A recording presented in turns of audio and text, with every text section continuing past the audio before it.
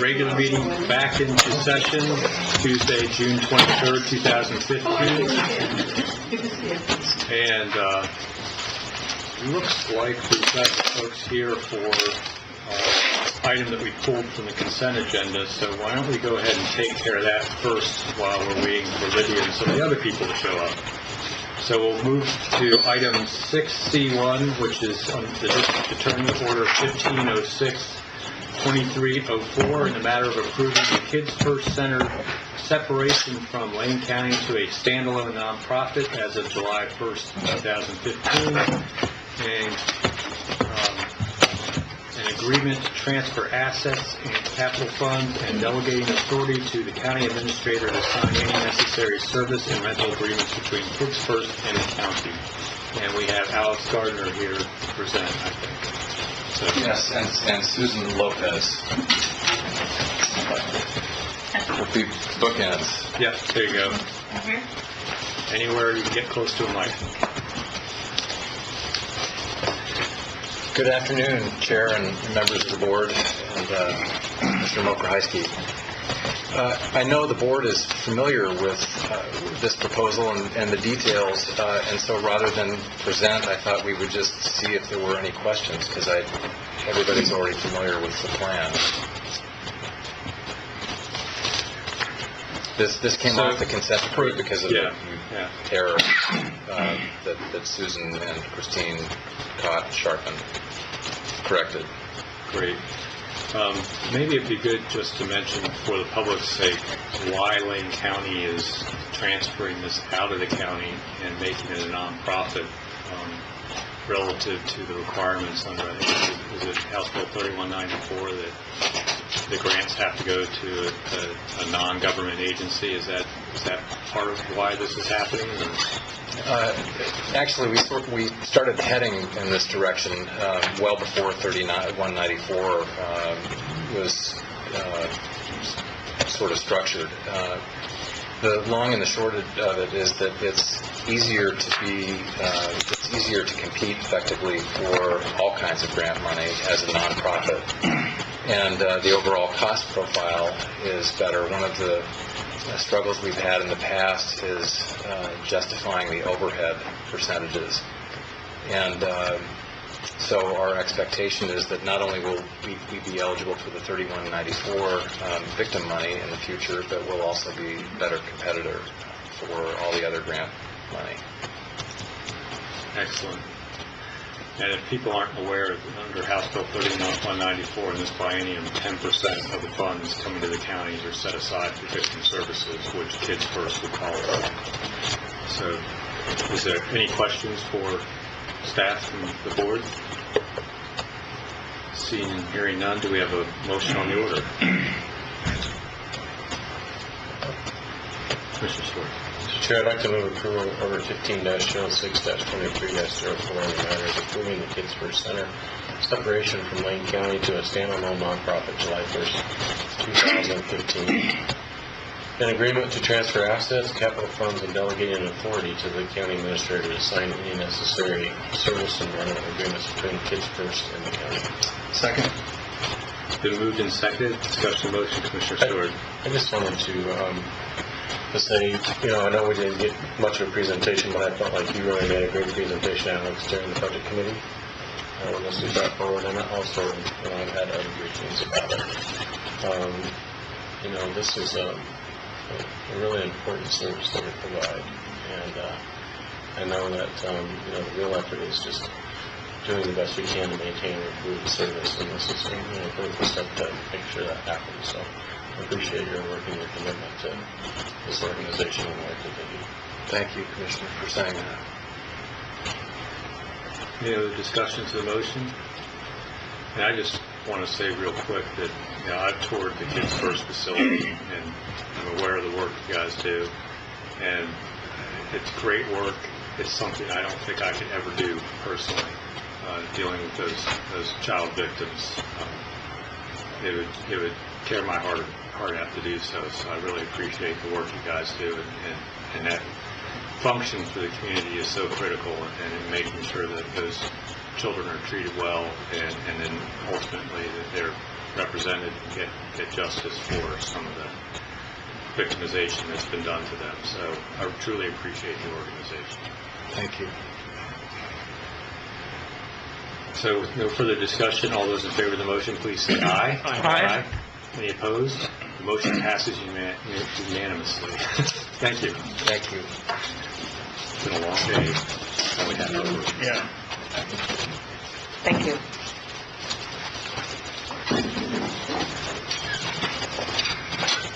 So why don't we jump into parks?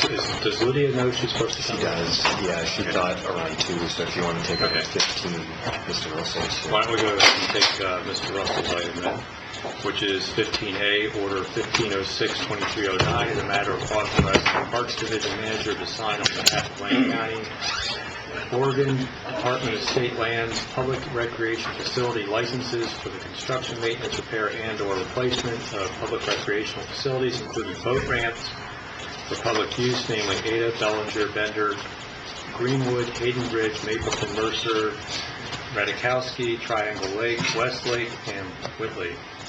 Mr. Russell. Thank you. I know it's a long agenda item title. I wanted to get all the parks in there, though. But this being the board being asked to delegate authority to me to sign these licenses. These are long-term licenses, 15-year in duration, and they facilitate the ongoing maintenance, operation, and even some construction activities related to our various boat ramps. We're just doing 15 this year. My understanding is there'll be more coming in subsequent years. So this is, we have over, as far as water access, we have over 40 points of access throughout our park system, throughout our 68 parks. And so water access obviously is a big part of what we do, and these licenses help facilitate what we need to do to maintain them. So that's the item. Any questions for Mr. Russell?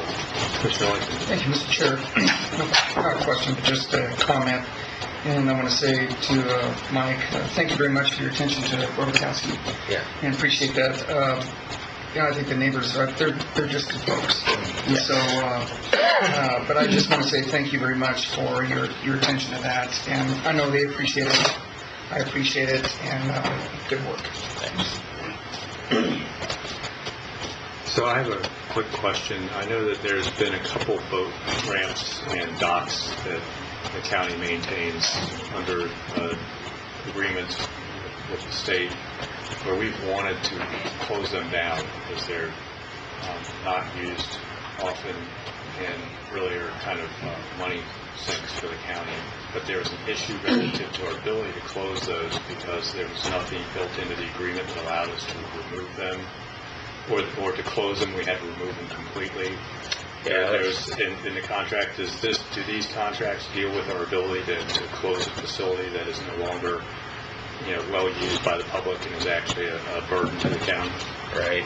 No, these are just with the Division of State Lands, and as far as regulatory authority to do the maintenance that we need to do on the ramps, it doesn't have anything to do with the either jurisdictional agreements or IGAs that we may have on the various ramps. You're familiar with the situation I was referring to? Specifically, no, but in general, yeah. I know there's some issues with some of those facilities where if we did choose not to maintain or to keep them as a county facility, there's a complete removal requirement or something. Right. Like So, back in the day, that was a common provision in these agreements that if we do revert back to the owner, that all improvements has to basically give them back the way it was given to begin with. So any improvements we've done have to be removed. I think it was one of the concerns was I think even the Mapleton boat landing because it silts up so badly because the location's not in the right place. Sort of that they were talking about closing that one because the the dredging that is involved and all to try and keep it open. And So we do our- if we did, the cost would be more than to us than the maintenance because of the removal requirements. So yeah, the dredging for sure. What we do is annually we are in there with doing what we can to keep the ramp open. We tell people now it's a high tide ramp, so you have to time your use of the ramp with the tides because of that issue. But yeah, there's no at this point we don't intend to close that ramp. Mr. Thorne. Thank you. You know, I clearly have my work to do. We're looking at 11 landings with the system today. I want to caught fish out of 5 of them. Let's see what we can do about that. The last time I used Mapleton, we came in just after low tide, and we had to wait. Yeah. So which, you know, we should have known that, but it gave us a chance to fish a little bit more. So, but, you know, it's remarkable how many people use the landings. The one at Greenwood on a given day during spring Chinook season, that place you can't even get into it. And it's just one of the elements in making Lane County one of the best places on the planet Earth today. Any further discussions or questions for Mr. Russell? I'll entertain a motion.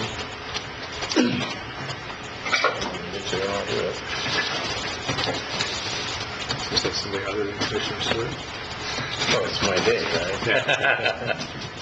All right, Mr. Chair, I'd like to move approval of Order 15-06-23-9, matter of authorizing the Parks Division Manager to sign on behalf of Lane County, Oregon Department of State Lands Public Recreational Facility leases for the construction, maintenance, and repair and/or replacement of public recreational facilities, including boat ramps for public use. Second. So moved and seconded. Any discussion to the motion? Seeing and hearing none, all those in favor, please say aye. Aye. Any opposed? Passes unanimously. Thank you, Mr. President. Thank you very much. So with that, I want to jump back in our agenda to what we had to push after lunch, and appreciate Ms. McKinney for coming back. I'm trying to find the right page to get the item number. It was very, so there it is. With item 9B, discussion and action, scenario planning, preferred scenario selection. And we have Lydia McKinney, our Transportation Planning Program Supervisor. So, Ms. McKinney. Thank you very much, Chair Bozovich. Good afternoon, Commissioners. As noted, we are here to have our final discussion and take action on scenario planning. As you know, we've discussed this with you a number of times over the past couple of years. And I'll do a very brief update, but really this is a follow-up to the meeting that we had in March, where I presented with our consultant on the preferred scenario. We had some feedback from the Board of County Commissioners, and we had some discussions with the project management team. So again, I'll just give a very quick update and then open it up for your discussion and action. So as you remember, we began in the fall of 2013 to sort of understand our policies. We looked at our existing policies, developed evaluation measures, and then looked at the baseline for comparison. We came back in the winter of 14 when we were developing the alternative scenarios, and we evaluated and compared those scenarios. And then in March, we were discussing the refining of the scenarios. We tailored the scenarios because, as you remember, this is a cooperative selection process. We're mandated by the state to do cooperative selection for the NPO. So it's Eugene, Springfield, Lane County, and Coburg that are cooperatively selecting the preferred scenario. And so that's what we're here today to do. At the last board meeting, we presented the preferred scenario, which is really a combination of, we had a reference case scenario, which is our existing conditions, essentially our current policies. And what we find is that if we implement our current policies, we actually do make a lot of progress towards reducing greenhouse gases, which is what the mandate is to do, is to look at those scenarios. The long story short, really, with the scenario work that we've done is that We didn't necessarily find anything new. What we found is that our current policies are moving us in the right direction, and that if we want to do more, we would need to make significant investments in things like transit, and investments in things like alternative modes. And so again, not too surprising piece of information that comes out of this is that in order to be able to implement a preferred scenario, we would need significant financial resources from the state or federal level. So again, no surprises really from what we learned through the process. It was something that we did work with the region cooperatively. And it was also something I want to make sure the board understands that throughout the past few years, we've been talking to DLCD and the state about this because they've asked for feedback from us. How is this working? What have you found? And again, we were very clear with the state that the work that we're doing here is really, that we've been asked to do by the state, is very similar to the work that we're already doing. And so again, some of the project management team members were pushing for perhaps being able to do more of the work that we're actually doing rather than to do the mandated scenario planning work that the state asked us to do. Regardless, we did do that. We were, and that was a funded mandate. That was something that the state did cover all staff costs for. In the March meeting, the board brought up a couple of points which were very interesting to the project management team. We hadn't really discussed them prior to that, and that was the idea that, again, the scenario planning requirement was inside the MPO boundary. So Lane County is a relatively small piece of that, but of course we are part of the MPO.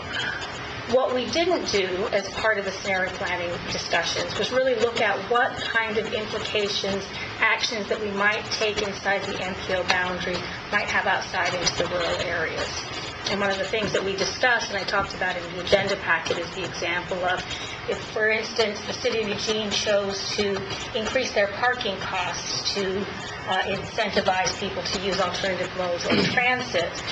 People within inside the MPO have better access to those types of things. It's easier to bike a few miles.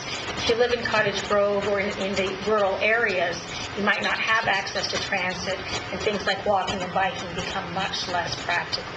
So that isn't something that we really were able to address within the process that the state asked us to go through. But we wanted to make sure that as part of the final report that we prepared to the state, that we really had a whole section to discuss what some of the challenges are with the scenario planning. And so we put in some information about the fact that the county did raise that issue, that we're concerned, of course, we wouldn't implement any of these scenarios without being able to look more in depth into what the real geographic impacts would be. And then also the board brought up some questions and concerns about the level of benefit cost analysis to really get to that level. And of course we didn't, because this is a planning level process. But again, we made sure that that was clear in the report that if we were to choose to move forward with these, and that again is our choice and our city's partner's choice, we would want to look further into some of those details. So the cities of Eugene, Springfield, and Coburg have all cooperatively selected to date.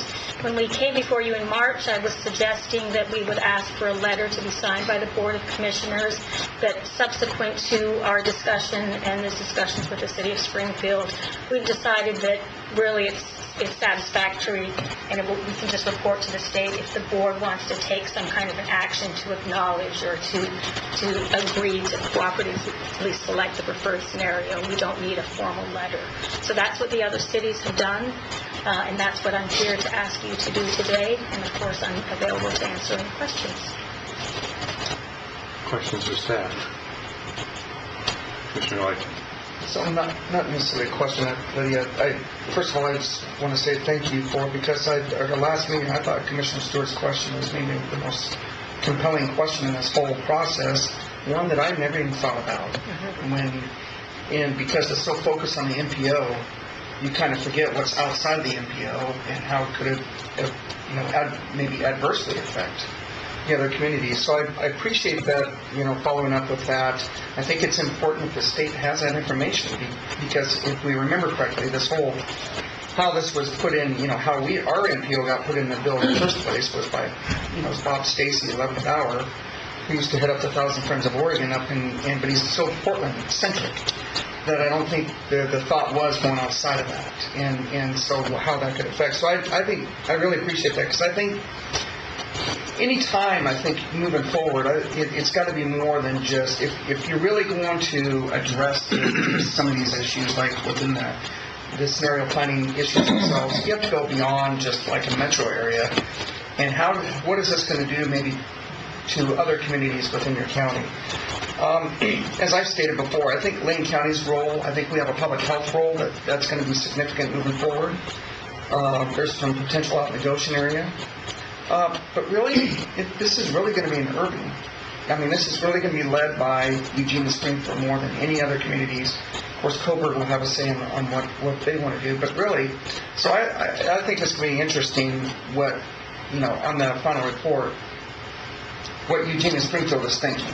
Because Glenwood is probably a big piece for Springfield, but I'll be curious to see how they want to try to address these issues, especially if the goal is to reduce greenhouse gases. I'll be curious to see what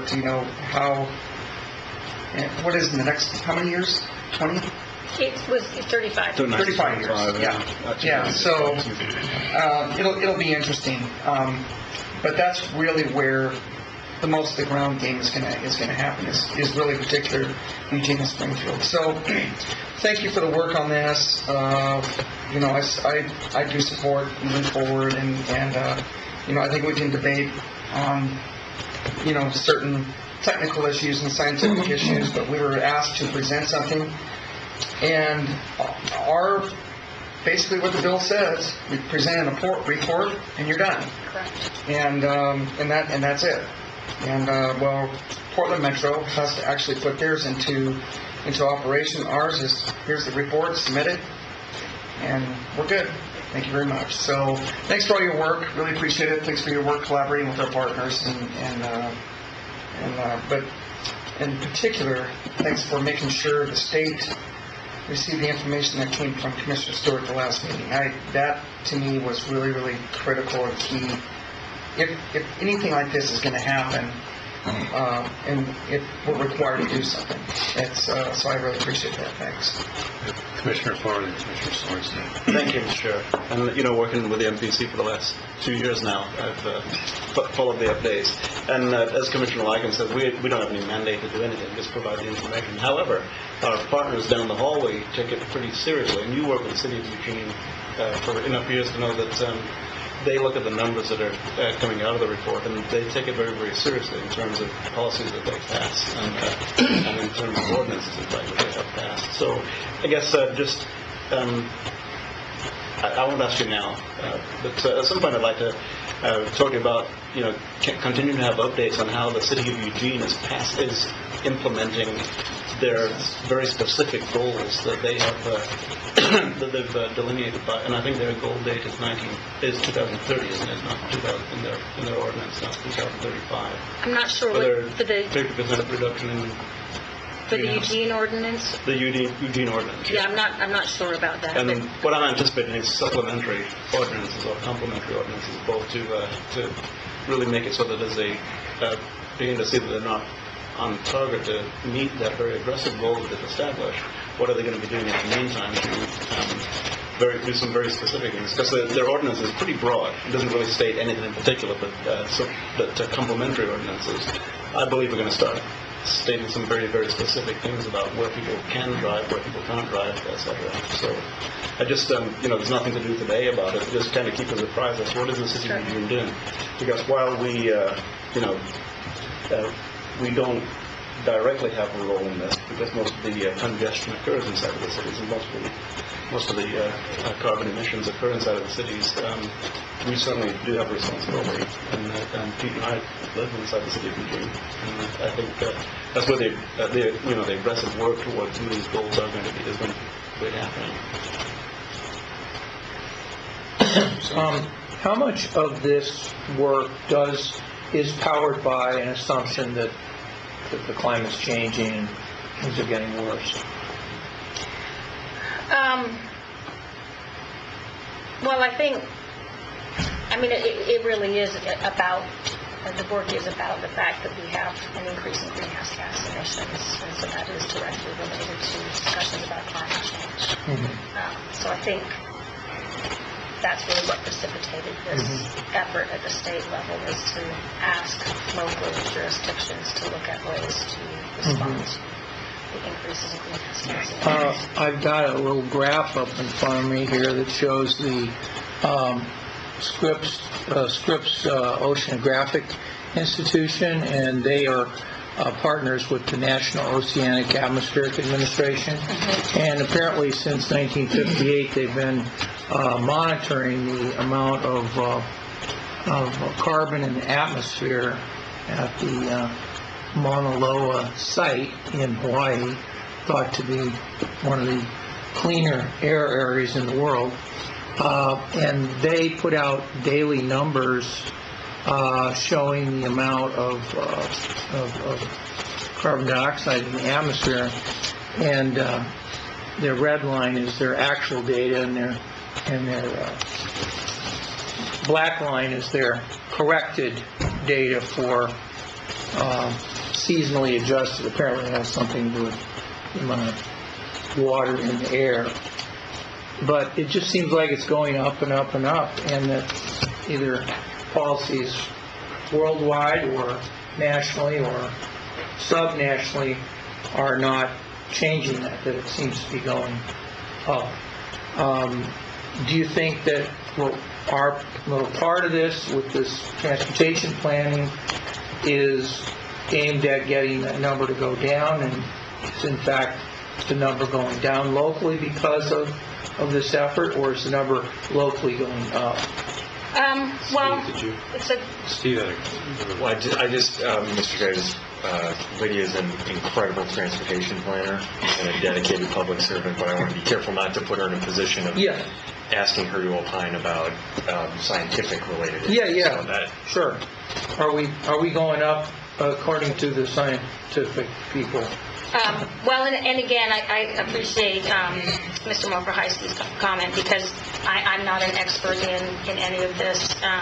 But what I can tell you is that locally, the policies that we have currently in place, we are making progress. So, we're mandated by the state to do something called, reduce our VMTs, reduce our vehicle miles traveled. And we actually have been doing that locally. The policies that we have in place, and actually Oregon, by maintaining urban growth boundaries, and Eugene, Springfield doing densification within the urban core, providing good transit, which we do in our area, especially for a city the size of Eugene, Springfield. So those current policies that we have in place are making a difference, but they're not making a difference quickly enough. They won't. Our current policies won't meet what the state says that we need to address in terms of the scenario reduction. Again, in order to be able to make those kinds of significant changes locally, we really do need a significant amount of additional funding. And as, of course, we're all well aware, in Public Works and the Road Fund, we're currently focused on maintaining our existing assets. We're not focused on creating new bike paths or funding transit. That's something that we haven't and certainly can't do. So in order to make those kinds of changes, we would need significant funding sources, I think, is really the bottom line. Does that answer your question? Yes, it does. In fact, I think we've made some real progress. I was just looking at the LRAPA numbers. We've made some pretty significant progress in reducing the amount of particulate matter in the atmosphere in Lane County. And it could be that transportation planning is a part of that. It could be that transportation planning is a large part of that. I don't know. Do you know the mix in terms of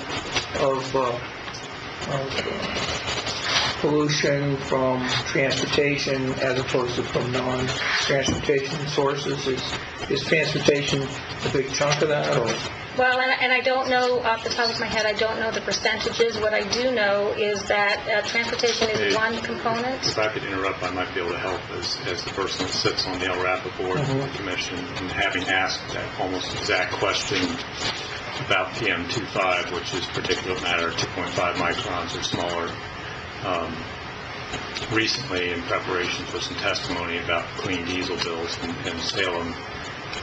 Transportation is a small percentage of our particulate matter load in Lane County, and has been for quite a while. Our biggest contributors to particulate matter in this county are wood smoke from fireplaces and wood stoves and wildfires, and just about tied with each other for contributing tons per year, and that is the majority of our particulate matter pollution. The next comes road dust and agricultural dust, and vehicles are actually pretty far down the list because newer diesels don't emit it, and cars don't really emit particulate matter nowadays with the emissions controls they have on them. Thank you very much, Commissioner Bozovich. And the only thing I would add to that is that, another one of the challenges, I think, for some of us with this particular bill was that we were required to look only at light vehicles.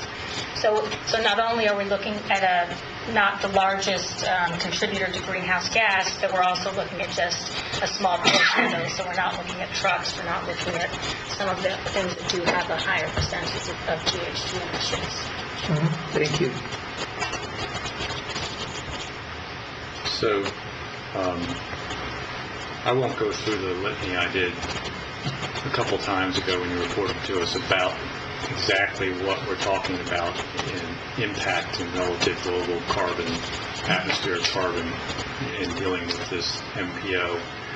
But I think I started with the world CO2 emissions and worked our way down from U.S. to transportation related to Oregon to Lane County to then, light vehicles and all that. We were getting down into the thousands of a percent. So this is really not what I would call significant to the relative issue. One of the things about Mauna Loa is it is in the downstream airshed of China, and a lot of climate scientists do not consider it the best single monitoring place. And you can kind of track its increase in CO2 following the increase in industrialization of the nation of China. What I'm curious about is how much has this funded mandate cost to date? Do you know how much ODOT has provided the county and the cities and LCOG to do this study?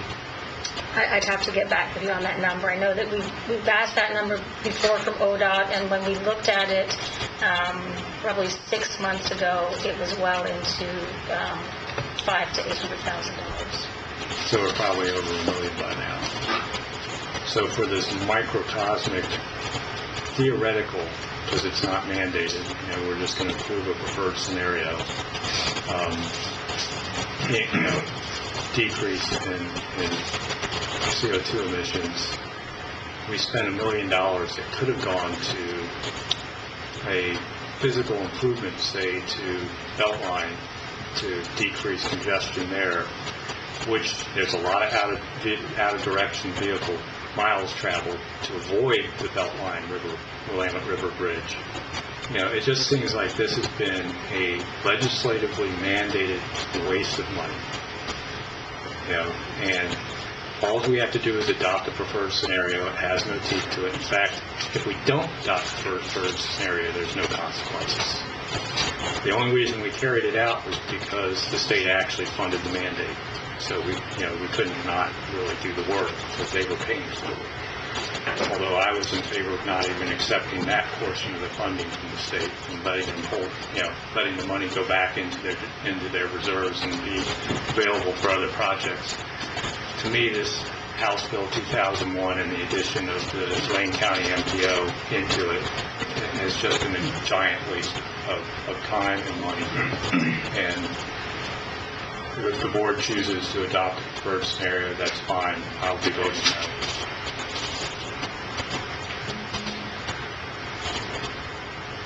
So with that, is there any other questions for staff? and I'll entertain a motion.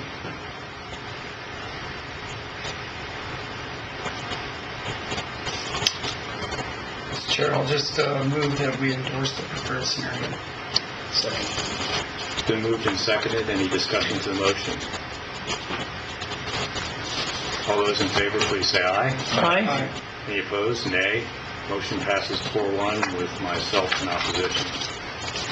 Thank you very much. Lydia, I should mention one thing before you leave, just because I have to say it, and for the record, what you do Yeah, speaking out of direction of travel. And I will be happy to do some congestion. updates, working with the city of Eugene on their ordinances as they move forward. Thank you. Thank you, Lydia. I don't mean to negate any of the good work that you've done on this. I'm more mad at the legislature. You've done great work. I understand that. Thanks very much.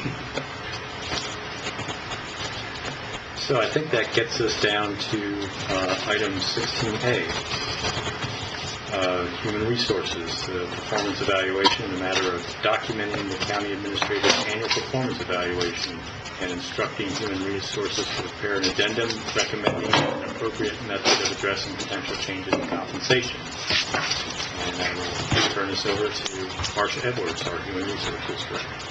Thank you, Chair Bozovich and Commissioners. Thank you for letting me be here this afternoon. As you know, this is a very important process for any employee, including our county administrator, and I thank you for participating in that. So I'm just going to go a little bit through the process to start off with. You had received some feedback, including the county administrator's self-evaluation, as well as a summary of 360-degree feedback. So that feedback was sought from direct reports, peers, community partners, elected officials, and union representatives. 56 individuals provided feedback, of which 46% are peers and or colleagues within Lane County. 18% are direct reports. 18% are in the other category. 16% are peers and or colleagues outside of Lane County, and 2% are customers of Lane County. So we had a wide array of input for the 360. And as you know, 360, that's basically the definition, that wide array of input, getting input from customers, peers, supervisors, and others in which the employee interacts. So the feedback sought was consistent with the county's values and leadership competencies. That it included the county values, diversity, respect, and empathy, pursuit of excellence and stewardship, customer service and public engagement, integrity, open and accountable, and then also the leadership competencies, which include people leadership, business leadership, thought leadership, and communication effectiveness. So normally what the board would do is consider the employee's goals, provide specific examples that demonstrate the employee's most outstanding contributions and or achievements, describe areas in which the employee should focus greater attention, and confirm goals and objectives for the coming year. So with your permission, I'd like to go through some of that 360-degree feedback for you. Is that acceptable? Yes. Go right ahead. In the area of diversity, respect, and empathy, 75% of respondents rated the employee as regularly demonstrating or excelling in this area, while approximately 12.5% felt there is room for improvement. The remaining respondents stated they were not in a position to observe this particular competency. The comments provided include, and these are quotes, "I believe Steve does a very good job here at reaching out and being available to as many people as he possibly can. He values everyone's input, and I trust him to take that input into account before giving direction or recommendations. He's also worked to bring back a county equity committee for the first time in over 5 years. A great thing." Another quote, "Mr. Mokerheisky has consistently and purposefully engaged me and my coworkers in a way that shows he values our contributions and promotes the culture of cooperation and respect. I think Steve largely excels and is a role model in this value and our competency. The area of constructive feedback I would give is in giving a little more space for others to explain their perspectives." And the last quote I'll give you is, Steve Moker-Heisky demonstrates this value often. There is always room for improvement in this area for all of us, Steve included.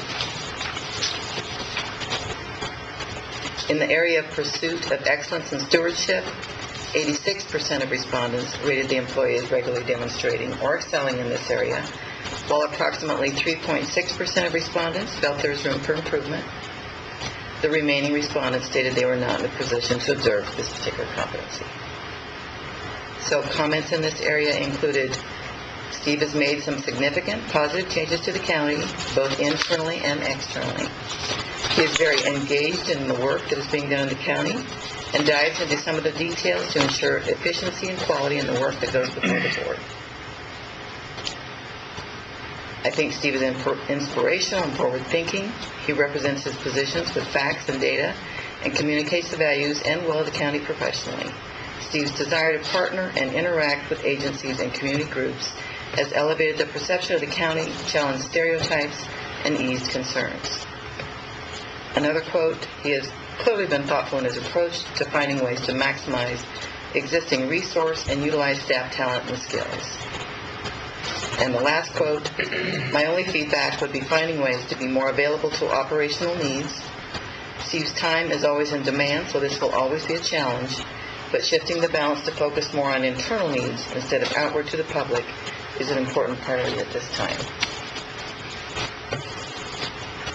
In the area of customer service and public engagement, approximately 89% of respondents rated the employee as regularly demonstrating or excelling in this area. Approximately 1.8% felt there was room for improvement. And of course, the remaining respondents stated they were not in a position to observe. Some of the quotes associated with this, as a city partner with the county, Steve has continued to express and demonstrate that he values Lane County cities are true collaborative partners to meet the needs of all Lane County residents. The first time I met Steve, he emphasized his desire for transparency and responsiveness to community needs and feedback. Shortly after meeting him, I offered a small suggestion about their county website and the way they publish contact info for their elected officials. While I realized the actual act of changing that would not fall directly to Steve, his response was immediate and he encouraged the change to be made. He did not divert me to another person or process, but implemented the suggestion quickly and was appreciative of the feedback. I was very impressed. Customer service is one of the areas Steve addressed early in his career here by opening up the administrative office during regular working hours and providing access to BCC emails. This has had a positive impact on the way the public perceives the county. And the last quote, I would like to see Steve reaching out more to community partners and engaging more regularly with other agencies. This will probably come as a natural evolution in the position.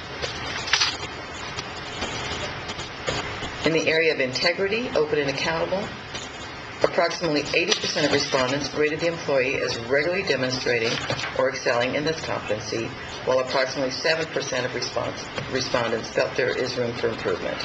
The remaining respondents stated they were not in a position to observe. Comments include, I really appreciate that what I hear in the public and staff meetings from Steve is consistent with what Steve talks about in private meetings. There is no hidden agenda, and he is always willing to talk about what he's thinking in a positive and engaging way. He is committed to transparency and following the rules as outlined in the APM, Lane Code, etc. He goes beyond the open door policy by going through the department store to speak directly to employees. He met with union heads to share information and provide straight answers.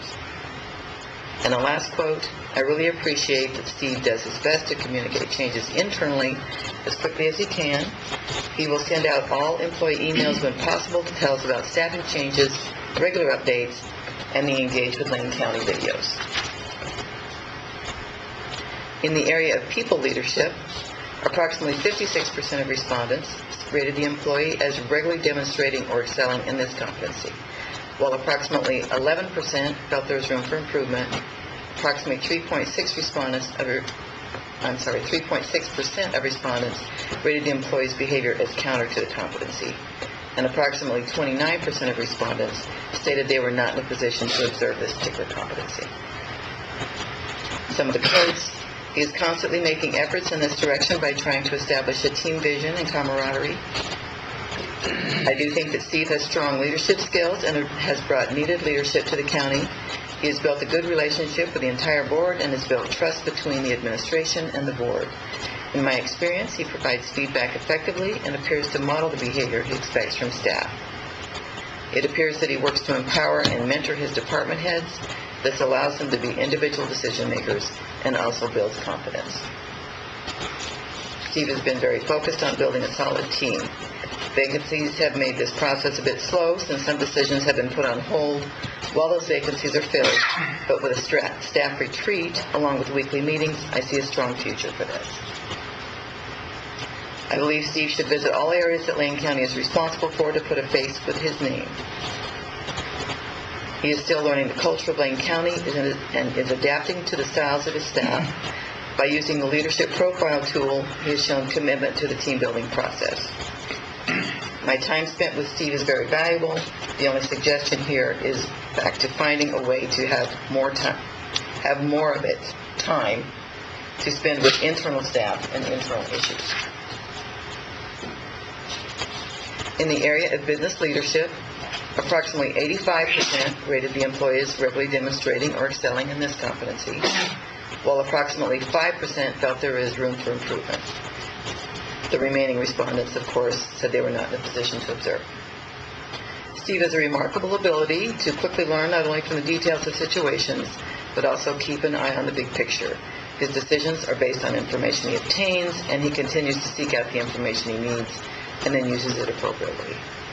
And the last quote I'll leave you with on this one is Steve builds on experiences he has had in other public agencies. He's confident in his actions and decisions. He's an effective communicator and actively engages with staff and the board to deliver good results for the county. In the area of thought leadership, approximately 78% rated the employee as regularly demonstrating or excelling in this competency, while approximately 7% felt there's room for improvement. The remaining respondents stated, again, they were not in a position to observe the competency. Some of the quotes associated with this: he's interested in all areas of the county, is aligned with a strategic plan. He communicates his vision and invites others to partner on key performance areas. Steve continues to explore new ways to solve problems that have plagued the county for years. This includes performance stagnation and serious compensation issues. And the last quote, needs to work on gathering historical knowledge and then engaging other employees' opinions on how to move forward with long-term goals. Has the right idea of how to move the county forward, but needs to be more thoughtful in the communications given to staff.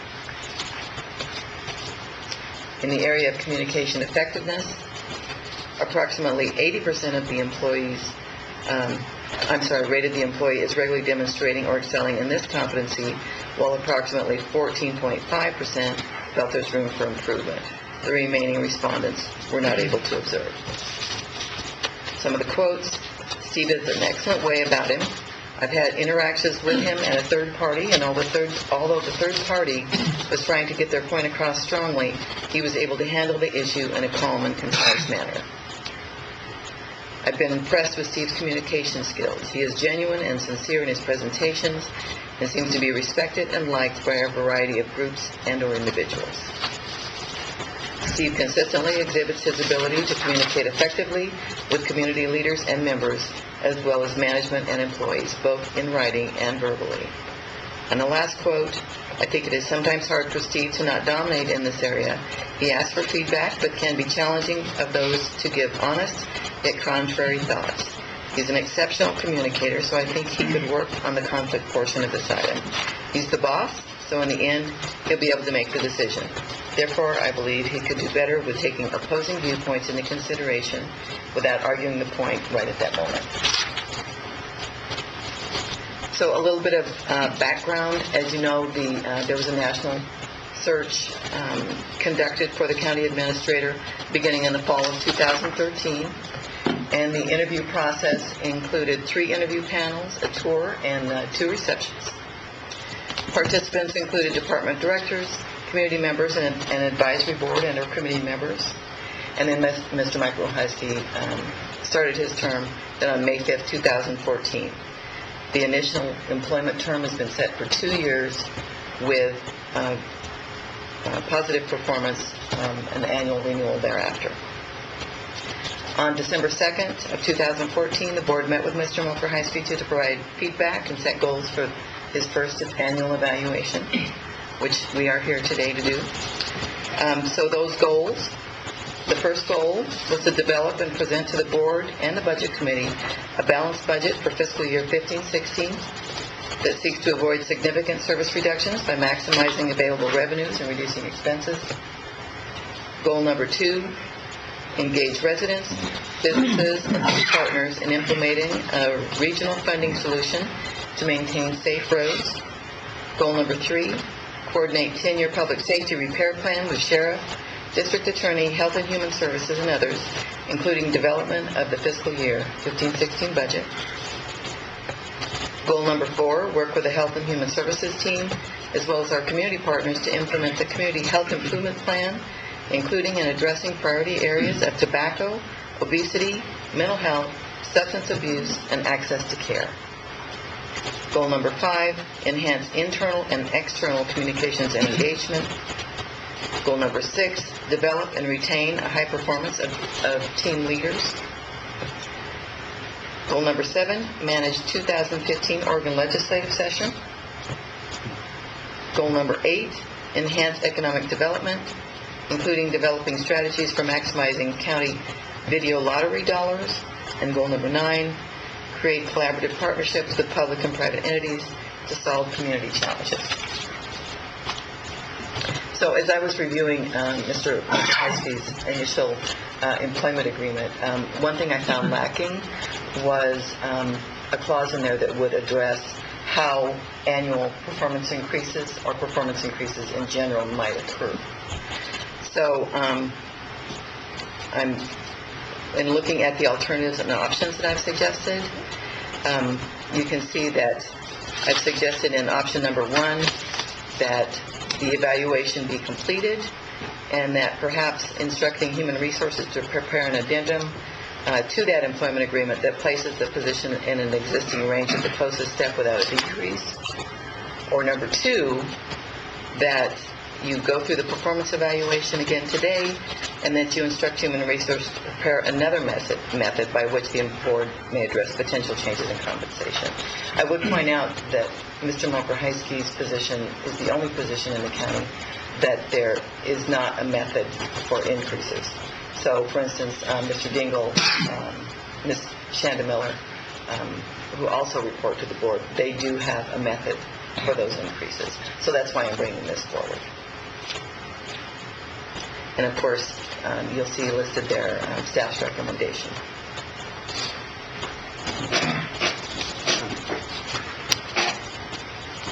Good job, Mark. Why, thank you. Thank you very much. And now I'll let you. Lots of questions for the mayor. Commissioner Clark. Very well done. I think the 360 was well done. The compilation of the very pertinent statements by different employees without divulging who it was or what position they were in.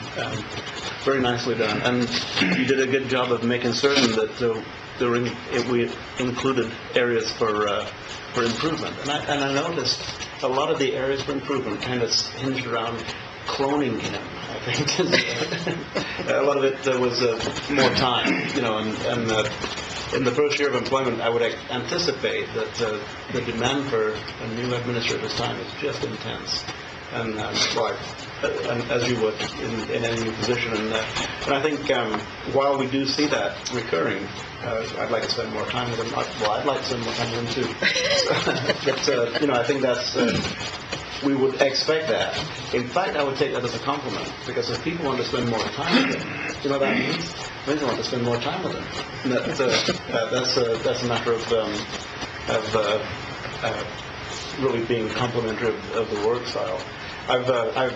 There are a couple of things that that were really important to me personally, and I'm only 20% of this voting body, but things that were important to me was to develop a strategic plan. And Steve has developed a strategic plan that we are able to understand. And when I say we, I mean every single employee of Lane County is able to understand, is able to place themselves in the work they're doing in the context of what the strategies and tactics are inside the strategic plan. And the tactics are actually very dynamic. They change on a regular basis, adding new tactics, new directions, and staying with them. And for me personally, when I look at the things that we're doing, it's been a very rare occasion that I've seen either an agenda item for the board or a work plan for the board or staff that doesn't pertain directly to the strategic plan that we authorize. This doesn't happen very often. And to me, that is a sign of efficiency in an administrator. Making certain that you say what you're going to do, you do it, and then one thing that you also do is you tell people what you did. And that's, I view that as really a very positive trait and a positive direction to take in the county.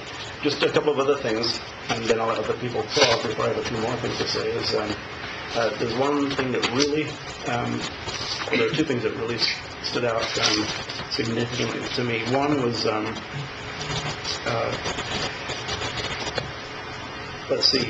the first one was, while I realized the actual change, active change, and we'll talk regarding the website, and the actual active change would not fall directly to Steve. His response was immediate, and he encouraged a change to be made. Now, his response was immediate. That's been my experience. When I have asked you to do things, your response has been immediate. And to see that corroborated by people who report to you, I see that as a real across the board. It's not just something you do because it's one of the county commissioners asking. It's something that you do because you see the need for whatever is being asked.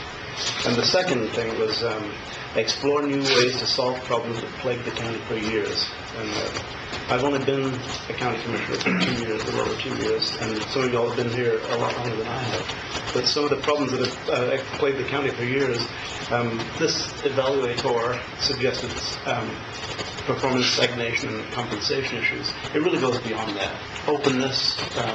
It's mentioned in here at some point that you opened the front office to allow access to the county every hour that the county is open, from 8 till 5, Monday through Friday. That was pretty significant. Placing the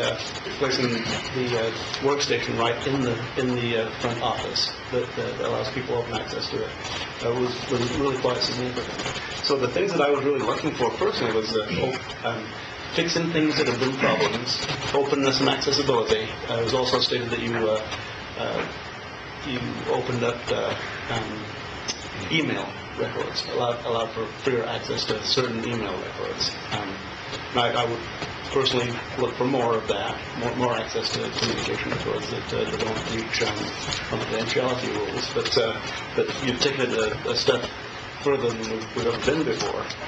And then establishing a strategic plan. I think really the things that I look for in the first year of Mr. Mulcahyski's tenure on the job, I've been very satisfied with my personal expectations.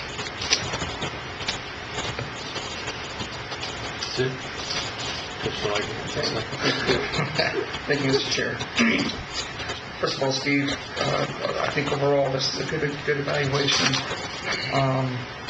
And I think my view is it really provides you excellent information, just where you are today, where some people see the overall, the improvement piece is pretty minor. So I think you should feel that's pretty glowing. And, from my perspective, I think back when we first hired Steve, and it was one lone no vote. But I will say after that, yeah, he did, because he called me. He called me the next day, and I wasn't able to get to him, and get sorted out the following day. But it was a good conversation, and it really had nothing to do with Steve and where he was. I mean, I felt like he was already rising to the cream of the crop, and I'm not going to go back, hash that out again. But really, from my perspective, I mean, I've had the opportunity to serve on a board of trustees of a small university. My grandfather was chairman of the board of a bank. My brother was on the board of a bank. And really, the expectation is from the board level is just to provide that direction.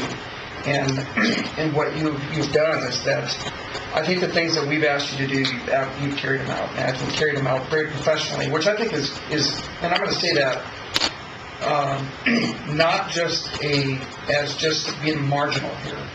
I think carrying out your job professionally really elevates Lane County and the county organization to a significant level. And so that's something I really appreciate very much.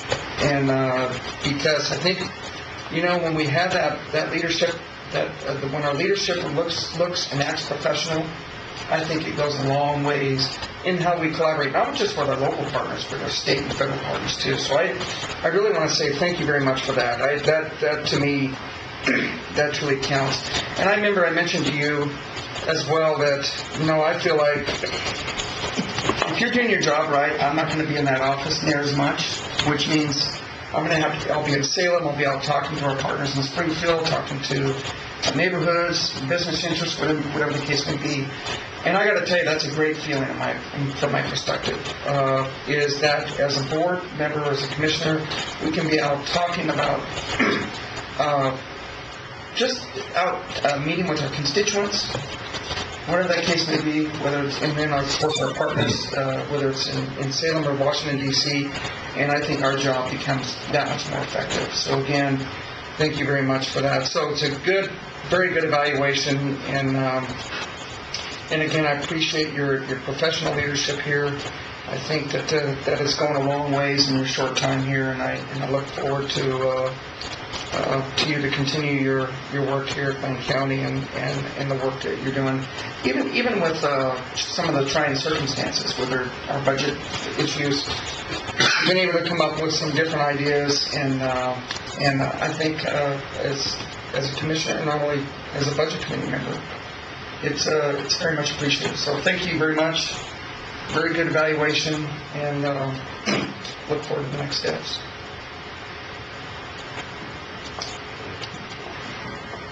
Just going around the table. Sure. All right, thanks, Mr. Chair. Well, Marcia, thank you for a very comprehensive report and all the information provided. As yesterday I got to participate. I was invited to participate with LTD's board and numerous community leaders that give input on the search for a leader for LTD. And it really hit upon me thinking about that, how much work there is when you lead an organization, and when what Steve's had to do to be the administrator of the county. And look back at the numerous, I don't know how many service clubs you've visited since you've been here.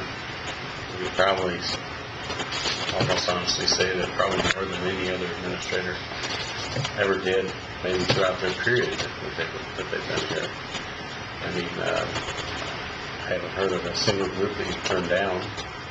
Go to Cottage Grove and speak to the Blackberry Pie Society or Rotary or Kiwanis or whoever, and appreciate that because the reports I get back from the citizens is how much they appreciate that you're engaged in their personal needs in their communities. That means a lot. I hope they think that I am too, but I know that we're give-backs that they appreciate that from the administrator. As I look at the goals, I look at all 9 of the goals. All 9 of the goals, I think were, in my personal opinion, were addressed, and maybe we wish we would have had 1 or 2 different outcomes, but it wasn't a lack of given 100%. And when I say that, one of the goals was the long-term funding for the Public Works Department. And you look at 10-year public safety plan, you look at engaging your city partners. I'm well aware of the work that you do in the managers' meetings, aside whether it's talking about a future farmers market that you're talking about, or whether it's addressing the rest stops, or trying to address the homelessness for the veterans side of things. The best that I can tell, you're fully engaged in those conversations and being very positive and seeking solutions, and I appreciate that. So, when I look at personally addressing all the goals, You've done what we agreed upon, I think, and that was back in December 2nd, and here we are, close to the 1st of July. You've already done that in less than a year's period of time. I appreciate the extent that you go to trying to find the right fit for this organization, as far as key staff positions, whether it's a national search for a position or whether it's reaching out to people that you think have the qualities to promote or do a great job in Wayne County moving forward. I appreciate that you're putting in that type of investment in trying to find the right fit. You go over and above in my position. You could just leave it to Marcia to do that, but no, you're out recruiting and doing it personally, so I appreciate that. I greatly appreciate, and I think it's safe to say that all five of us greatly appreciate the time that you take with us individually to talk about how every other week, what are some of the things that are coming up, and taking the time to do that. And I that is one of the most important things, I think, that I appreciate. And then as I review your comments that you personally made about yourself, it may be in there, but I can't find a single I did this, I did that. It's a we, and that means a lot to me because we're a team, all of us. Whether you're working with the five of us or you're working with your management team, it's everybody. You can't do it all. You can certainly be steering the steering wheel and however that works. But we have very important talented people down below that are working hard to accomplish what needs to take place. And I recognize that there were some comments in here, well, you need to focus more internally or you need to focus more externally. I don't know how you can do either more, in all honesty. And I know the extent that you're doing externally. Internally, you have regular once-a-month brown bag lunches to connect with employees. I'm sure that there's other things that you do. So, my assessment at this point, I think you're doing a great job. And I think you made the right choice and you're the right person for the job. And thank you for that. Thank you for this opportunity to give some comments on Mr. Mokrajski's annual evaluation. I guess, are we doing that annually? Is that what we're supposed to do? Okay. So, looks like we're a little late on our annual. I guess we'll start that clock over, or are we on the old clock for next year? We're on the old clock, sir. Okay, so I guess we'll do this in July or June now, and maybe in May next year. I think that's a good thing to shoot for, to do this annually. In terms of listed on the ballot in May, to delayed us. Yeah, I get it. So, I hope we are able to, shoot for that evaluation in May. In terms of hearing, the positive suggestions from people that have taken the time to review it, I don't disagree with any of those. I think, in my view, you've been a great leader for the organization. And the one thing I would probably add to what's been said is, and really just adds more to what Commissioner Stewart just said, and that is the tension in this job between the internal expectations of the 1,300 or so employees who work here and to a greater or lesser extent take some of their work and the type of work they do and how they do the work in a direct sort of chain of command from the Board of Commissioners and you. And then there's so that's an internal role. but there's all this big external role. And we even had in the comments, some said spend more time internally, and some said spend more time externally. And I think that's good that people are giving that point of view, their point of view. From my point of view, in working with a number of county administrators over time, that some county administrators overdo the internal.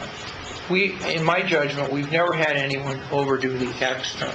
So if we ever do have anyone that gets close to overdoing the external, it might be you, because all the others have been very internally focused.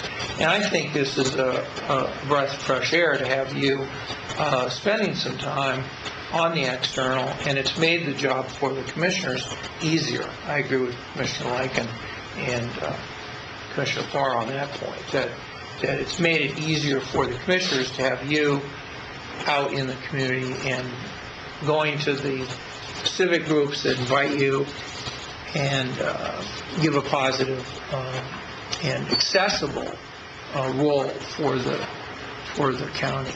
And I think that's been very positive. In terms of the ensuing year, I think you should keep doing what you're doing.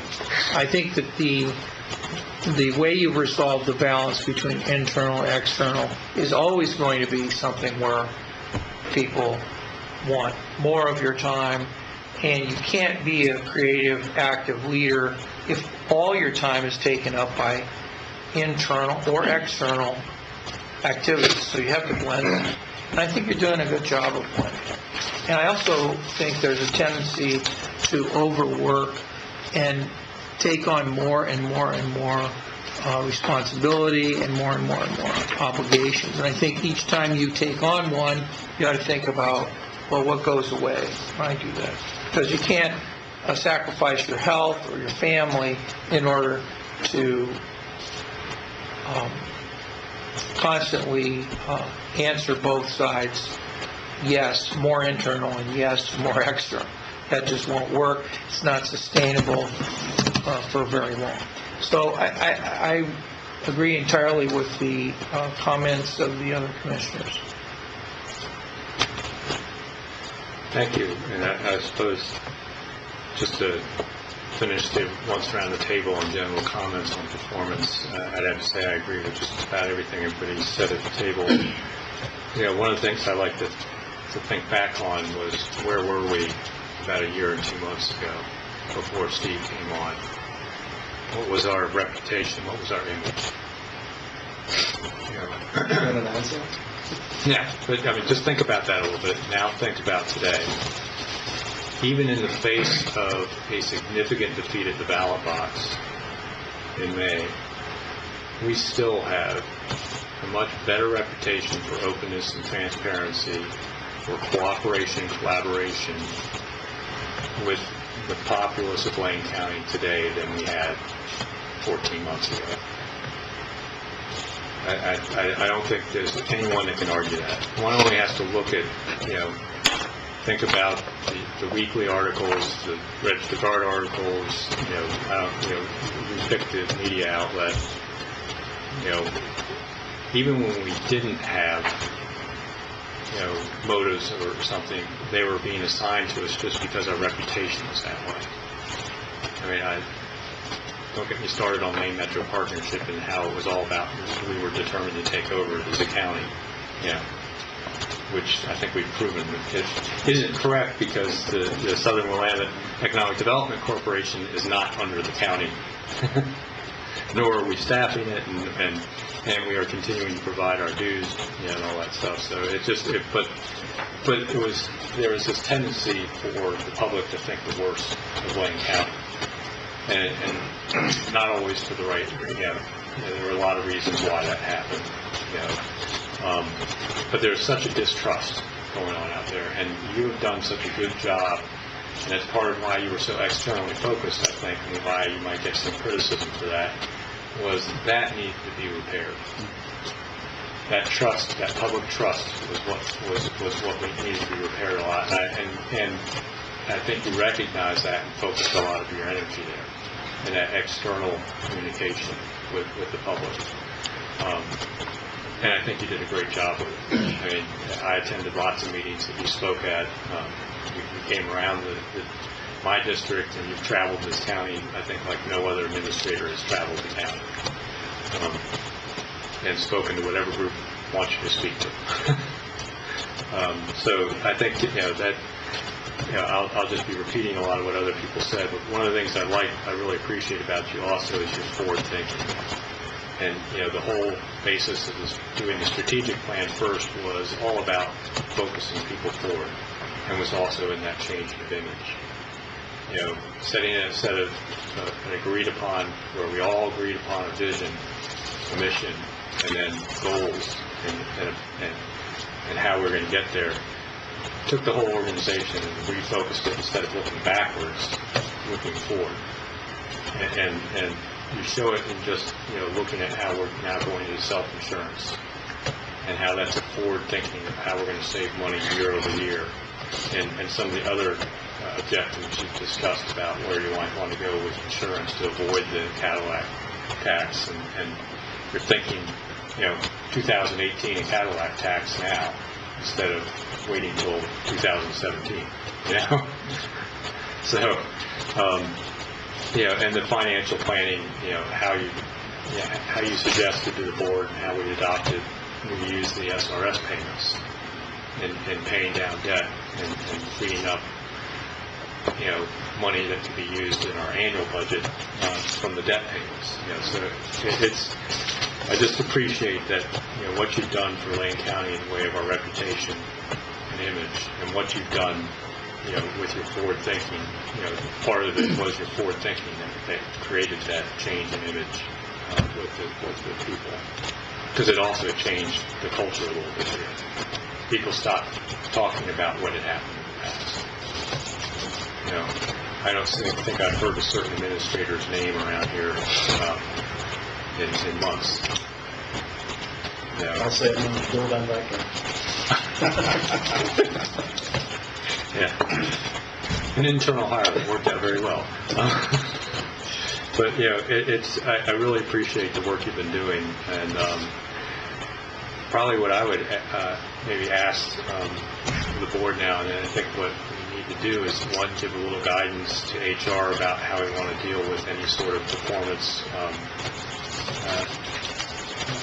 change in compensation, setting up a system for future changes in compensation that we don't have it in contract. Other contracts we have, like with the county council, actually have spelled out what the annual increase might be subsequent to a satisfactory performance evaluation. The other thing I would look at is, we're also supposed to set goals. So I would ask the board, to start thinking about what goals do you want to have the administrator meet for next year's performance evaluation. And I would assume also that the administrator will help us put those together, because he probably knows better than us what he ought to be working on at this point, in some ways, but we also should express what our desires are. So, it sounds like, Steve, that, I don't know if you want to spend a moment, maybe just comment on just the evaluation side of things. Everything we heard from the 360 and what you're hearing from the board is you're doing a great job. And I think you're getting what I would consider an exceptional performance evaluation. If there's anything you'd like to say about the evaluation at this time, and then we might be able to move on to compensation and goals after that. Thank you, Mr. Chair and Commissioners, and thank you for your feedback. I really appreciate it.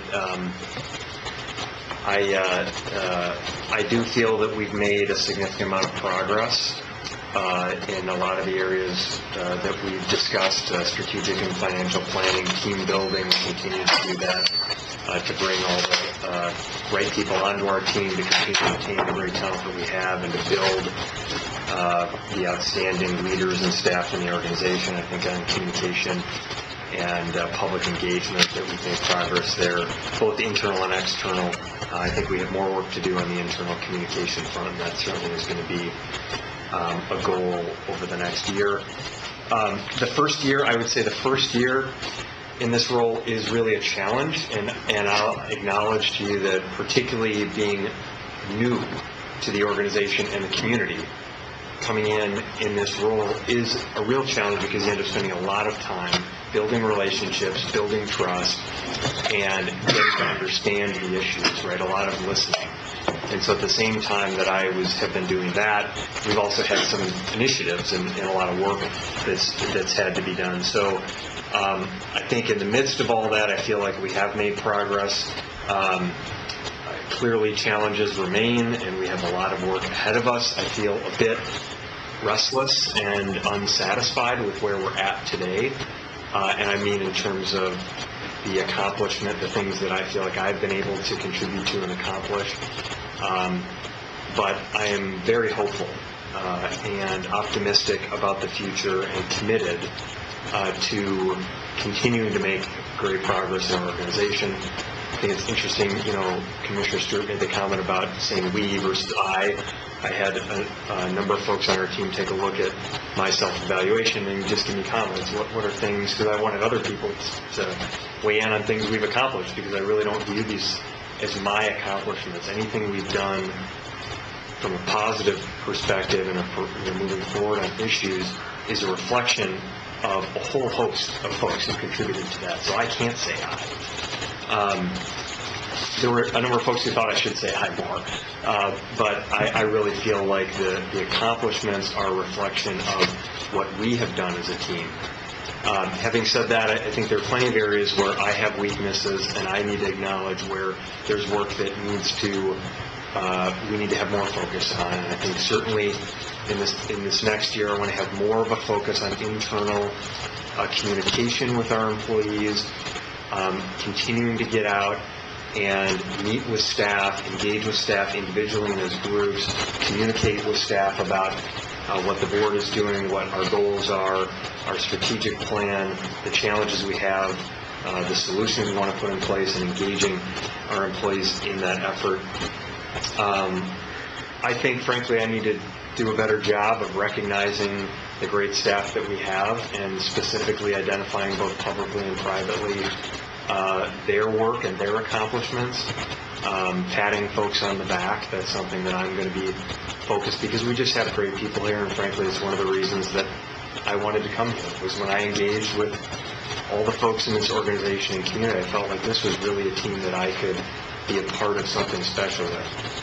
So I think that, that's an area where I'm going to focus. I want to continue to foster healthy debate and dialogue within our team, but also not get bogged down in debate and dialogue, make sure that we're moving forward aggressively on things that are really important. We have a lot of initiatives. Commissioner Bozovich alluded to, our self-funded health insurance plan, our wellness initiatives, our cost control mechanisms that we're going to be pursuing. So those are all areas where, so as you think about goal setting for next year, that's a lot of time was spent in the last year on external engagement and communication and trust building, and that was intentional, and that will continue.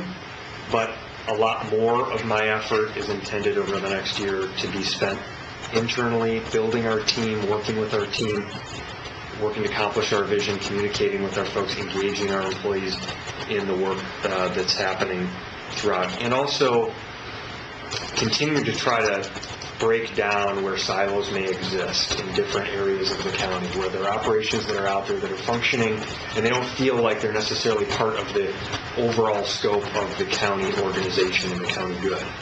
I want to continue to move forward and make sure that how every employee out there fixing a road or at a transfer station or at a mental health or primary care facility is part of the overall vision and priorities for our organization. And then a lot of the things, frankly, that we've been working on, we need to continue to work on. Budget and financial planning, team building, high performance team of leaders, communication and engagement. A lot of those things are going to continue. So I don't know that I necessarily see this as should be a radical shift. Okay, year one is done. Let's shift to a completely different focus. We have a strategic plan, and my efforts are going to be on implementing the board's strategic plan and the strategic priorities that you have set. So I think as you think about identifying goals for the future, maintaining consistency with that and identifying where the landscape potentially has changed since that plan has been adopted. So I think that's my, that concludes it. I really, I will say again, I feel this role is a great privilege to have. I'm very thankful for the opportunity to serve the board in this community in this capacity. I take it on with a great sense of responsibility. It's not just a job, it really is. I'm in this for the element of public service to help make our community and our organization better each day. And I'm really proud of the team that we have and that we're continuing to build, and hopeful for the future. Thank you. Thank you. Commissioner Farr. Mr. Chair, there are just a couple of things that didn't really get touched on, but I'd like to add that you mentioned in your self-evaluation regarding the successful audit of the jail levy. That is no small accomplishment, because that really is symptomatic of your handling of the fiscal organization in general. And the coolest thing about it, Steve, is that when we were receiving the accolades on the audit through the audit of the jail levy, you passed it along to the people who helped you prepare the work for the auditor. And to me, it was an example of you catching people doing right and letting them know immediately that you caught them doing it right. And you pass along the credit to them. Whereas as a county leader, if we failed, you'd have borne the burden of that also. But in that it was a success, you spread out the accolade, and that to me is a real true sign of a leader. To understand that you have the responsibility for success, but that you also realize that to be successful, you can't be successful without the strong people who are really doing the work, the detailed work that you need to present to the board and to the public in general. So I thought that was just one example, once again, of catching people doing something right, and letting them know immediately that you caught them doing it right. And the other one that I was remiss, and it should have been really one of the first things that I talked about, was one of the greatest criticisms that came to us when we hired you as a county administrator was you hired a guy that looked just like you all, And so we heard from members of the community that where was your diversity search? How did you dig deep into the people from diverse backgrounds, people of color, for instance?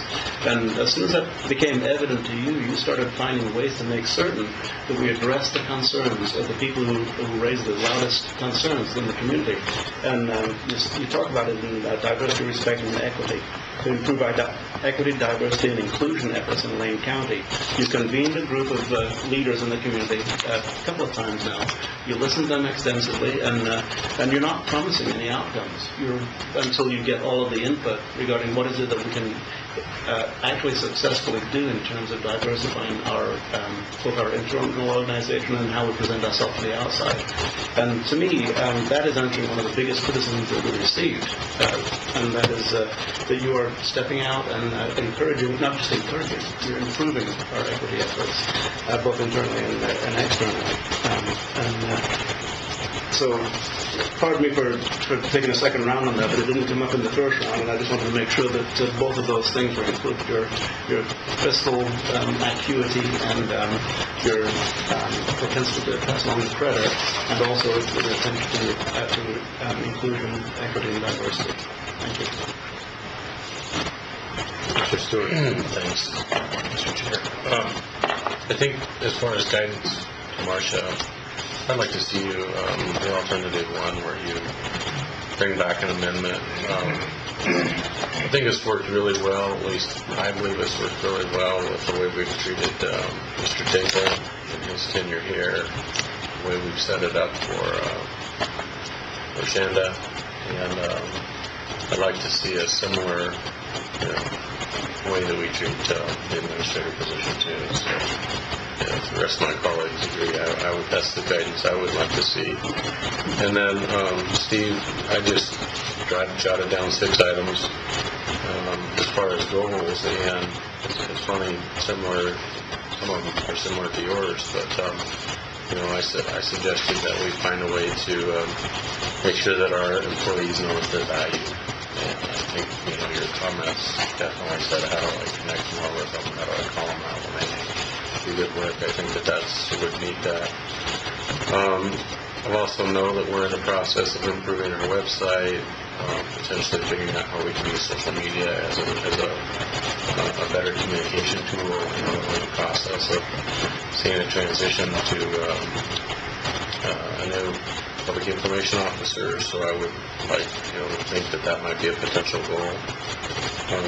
Number 3, cost controls, you mentioned that already. 4, I think it would be important, it's been discussed through the budget, I'd like to reiterate it, that possibly we call the leadership team together a little bit more here this next year, early on. Hopefully to confer with you, maybe if you seek our guidance, but I'm really concerned about next year's budget, and I think if we have a leadership team and invite our budget members to participate in it, we could maybe be more engaged in this next year's budget process and the wellness efforts. I think we should continue our goal, continue our partnerships. We've established, as we've talked about, partnership with the courts, the farmers market conversation, also the Glenwood partnership with City of Springfield, and then also our effort on economic development in Goshen. And then last thing I'd like to mention is, seeing our mission and goals in areas that's appropriate in departments, to see them filter down through there and help them give guidance to the staffs dealing with the public, whether it's in our land management division or whether it's in our public health. Let's make sure that those are what's guiding our staff, if there's any interpretation on how they should be doing their job. I don't know if you want us to give goals, but no, that's exactly what I thought might be helpful to see.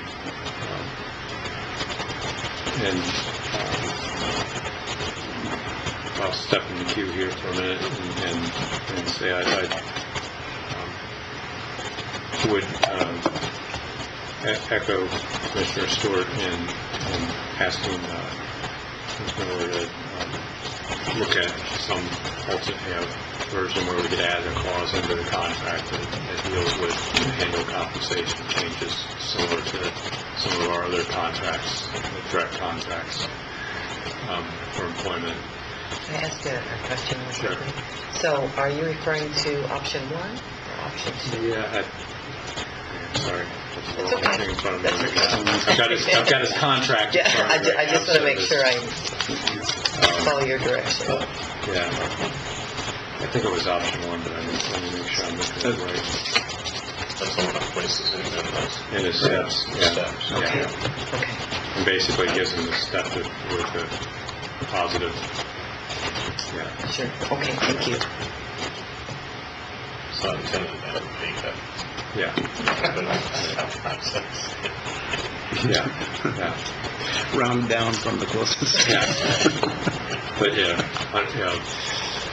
recognizing that as we are in contract negotiations, coming up with lots of unions and all that stuff, and we're staring at a $7 million general fund deficit. And we do need to reward people for good performance. We can't go crazy, and I think our step system gives kind of that nice small reward for annual performance and longevity without getting too far above and beyond. I mean, there are people that are going to complain if we give any sort of increase to our county administrator because they already feel like $165,000 is too much for his job, which if they ever had to do his job, they probably would go, my God, he should be paid 3 times that much. Because they probably have no idea how many hours and the stress level that comes with leading an organization this big and this diverse of mission. But I'll echo Commissioner Stewart on the option 1 recommendation. And I was, jotting down some goals myself, and probably matched up on the improved internal communications, implementing the self-insurance program throughout this year, and also investigation of an employee health clinic. I think this is really, which is part of our wellness program. One of the things I'd like to see us look at, and this relates to everything from land management to parole probation, is we need to fill vacancies. We have a vacancy rate in positions that is not acceptable. And if I had a goal around how we can go about filling vacancies faster, better, and doing that. I think we are down like 5 POs right now. One of the reasons why it's so difficult for us to go beyond 20 hours as Sheriff Patrol is it takes them, to advertise, they get 200 applicants. By the time they go through the physical test, they're down to 100 or something like that, and it just keeps dropping, and they're lucky if they can get a couple people through. And then by the time they do police academy and everything else, and then 5 months of training, they're not on the road for 12 months, and it's really difficult to keep those positions filled. Likewise, at one point we were down 3 planners in land management, and something as simple as a site review was being put off for months, and I had folks that were ready to go on building permits and economic activity being held up in Lane County because we didn't have the staff to get the permits out, and how that was working. So we have to, for me, if there's a goal I would have is to try and get us fully staffed to what we can afford under our budget, because I think as poorly staffed as we are in the budget to have vacancies that are going unfilled creates even more stress on the system. And that's beyond the whole discussion of how we can, our primary care providers and our issue of being competitive in the marketplace. There are other places, though, that it seems like even just something as small as a planner in a planning department, we're having difficulty keeping those positions at full staff. The next step in the public safety funding and the public safety plan would be a goal for me this year. We need to get to that next step. We kind of, took the next step in our road fund, or attempt to that next step in the road fund. We need to get that next step in public safety funding. And we need to go back and revisit the road fund, unless there's some miracle in Salem in the next week or two. We may need to still look for a local solution to a local funding issue. And I really appreciate the amount of work you're doing on taking local control of our costs. And then I have a similar, thank you, a similar goal around facility planning coordination, with the court facilities, the market, farmers market, and to that, looking for, with our partners, future opportunities for a possible new animal shelter. The facility is in desperate need of replacement in the county. So that kind of is where I am. I want to add to the instructions relative to compensation rules. Sounds like Any clarifying questions maybe from the administrator or Ms. Miller? Edwards. We try to make Marcia. You can just call me Marcia. Yeah. Sorry, I'm having trouble with unanimous today. So. Rather tongue-tied. Ms. Edwards, do you need further direction relative to coming back with a proposed contract amendment, or do you think you've got clear direction from the board? Yeah, I think I've got clear direction. You'd like me to follow option 1 as recommended, and then I will bring that back in the fall as an addendum to the county administrator's contract. Does that have to be that long, or? The question was regarding the equalization adjustment, when would that take effect?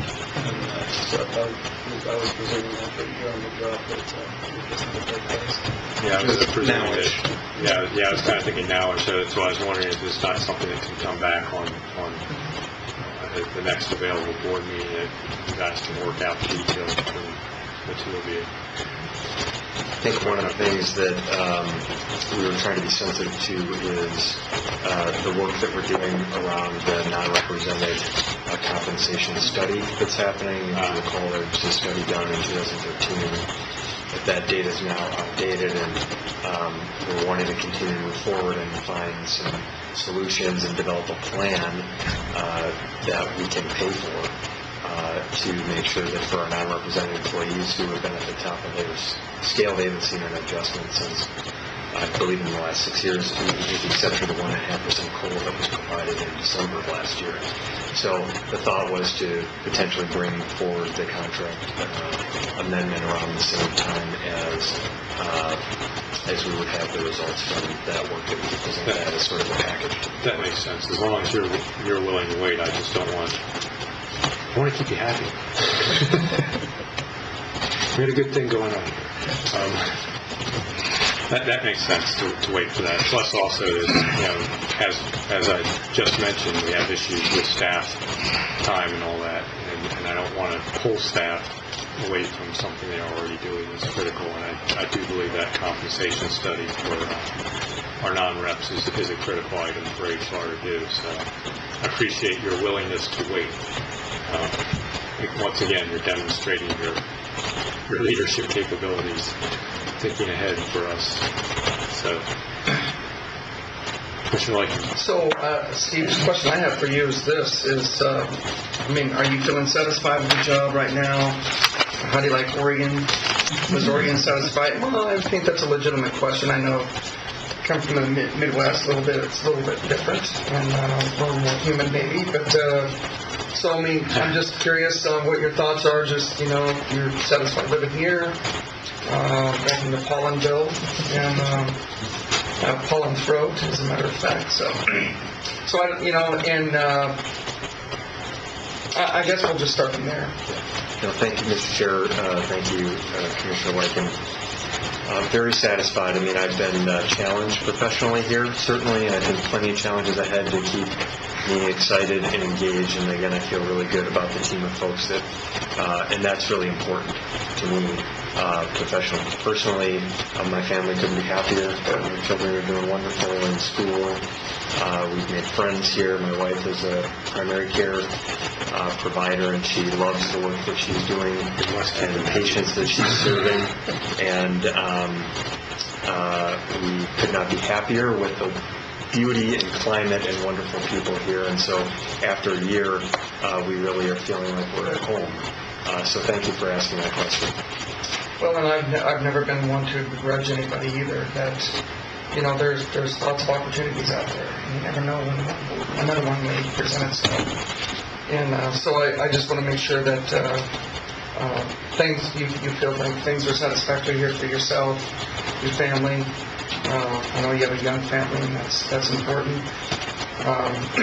One member of your family, the duck carvers, are at least close to a cheesehead, but not quite. By the way, that was the immediate thing my wife said to me when she met your wife was, I like her, man, she's a football fan. She's enjoyed the duck games, and we're sharing pictures with some folks from a hike that we did at Trestle Falls this weekend, just east of Cottage Grove. Beautiful, about 3/4 of a mile in. Yeah. Took our kids up there, and beautiful waterfalls, and it's like, who lives in a place like this? Just surrounded by such wonderful beauty. So we are very fortunate. Good. Well, thank you. That's great. Is there anything else for the administrator? Go forth and do good. We really appreciate your work. Thank you. And thank you, Ms. Edwards. Thank you. How many years of Marcia Miller have I been? I knew her when she was at the city, so, Yeah, we have a lot of Marcias, a lot of Millers around here, so. yeah. Quite a few Steves. And you can get, I asked him. So I'm going to jump back in the agenda to county council. And first I'll ask them if there are any announcements outside of the item that we have to deal with. I'll pass it out. So, if there are no announcements, and we already held our executive session, we have an item that's from executive session, order number 1506, 2310, in the matter of authorizing a settlement agreement in the district court case Green versus Lane County et al. And I'm aware now that this material has been posted on our website, so I'm not going to read the entirety of the board order into the record. So it is available there, and you can click on view material. And I will, at this time, ask anyone if they have any questions of Mr. Dingell. Commissioner Sorensen. In the proposed board order, it says that in paragraph 4, whereas by way of compromise and settlement of all claims against Lane County and all other Lane County employee defendants named in the lawsuit, whether past or present, Lane County agrees to pay the total sum of $500,000. To whom are we paying the $500,000? It is in paragraph, it's on page 2 of 6, it's on paragraph 1, and what it is, you understand this as an attorney when you look at 1B, it's going to, the law firm has a trust fund, and that's why their TIN is their tax identification number. So it's going to be, I do not, it is a, if you look at the, you'll notice on the signature page, there's actually 3 signature lines because there's 3 different plaintiffs. So we're not in any way divided, how that money gets divided between those 3 plaintiffs is none of our concern in terms of, and they're not, so we're paying it in trust, payable to the trust fund of the law firm with their tax identification number. The only thing that I did do was, you'll notice on paragraph 1C, I indicated that no part of these damages are punitive damages because the punitive damages are not recoverable against the public body on this claim. I'm sorry, Commissioner, it's on page 2. The little C, I call it. At the bottom of the page, it indicates that that's the only way, that's the only thing we've done to characterize the money. It'll be between, and if you read my standard settlement agreement, when you look at paragraph 5 on page 4 of 6, is I never agree to characterize the settlement funds. In other words, we're not going to be in any way liable. I mean, it's up to them to work it out with the Internal Revenue Service how much is because obviously, it gets taxed or untaxed at different rates depending upon how it's characterized. So that was going to be my second question, is the payment of the money to the plaintiffs and to the plaintiffs' lawyer's trust account. Does that resolve any claims against Lane County by the plaintiffs in the case? Does that resolve all of our liability to the plaintiffs? Yes, it does. And it's, in fact, the consideration that's coming from the plaintiffs, it's listed under consideration from the plaintiffs on page 3, paragraph 1.